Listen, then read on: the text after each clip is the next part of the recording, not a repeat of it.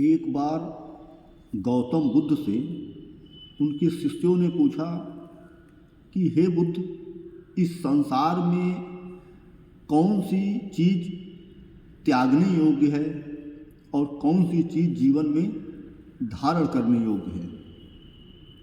और जब शिष्यों ने यह पूछा तो बुद्ध मुस्कुराए और उन्होंने कहा कि यह बड़ा ही अच्छा और गूढ़ प्रश्न है, क्योंकि बिना इसको जाने इस जीवन को जीने का फिर कोई आनंद नहीं है।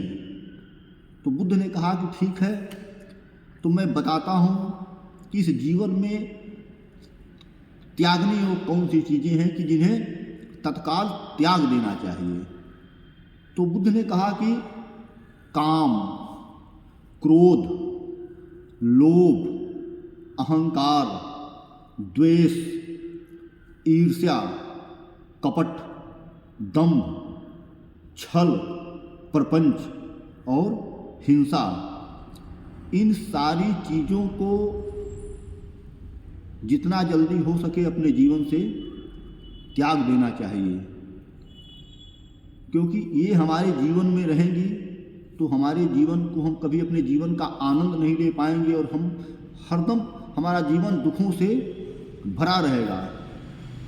और फिर बुद्ध ने कहा कि अब सुनो कि हमें इस जीवन में किन चीज़ों को धारण करना चाहिए, किन चीज़ों को अपने अंदर ग्रहण करना चाहिए।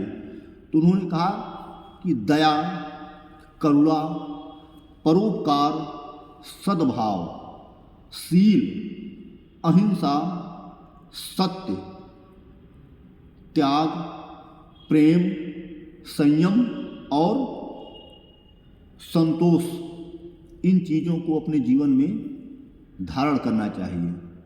अगर हम इन चीज़ों को अपने जीवन में धारण कर लेंगे तो हमारा जीवन सुखमय हो जाएगा और फिर कोई भी सांसारिक कष्ट, कोई भी सांसारिक बाधा हमें कोई क्षति नहीं पहुंचा पाएगी।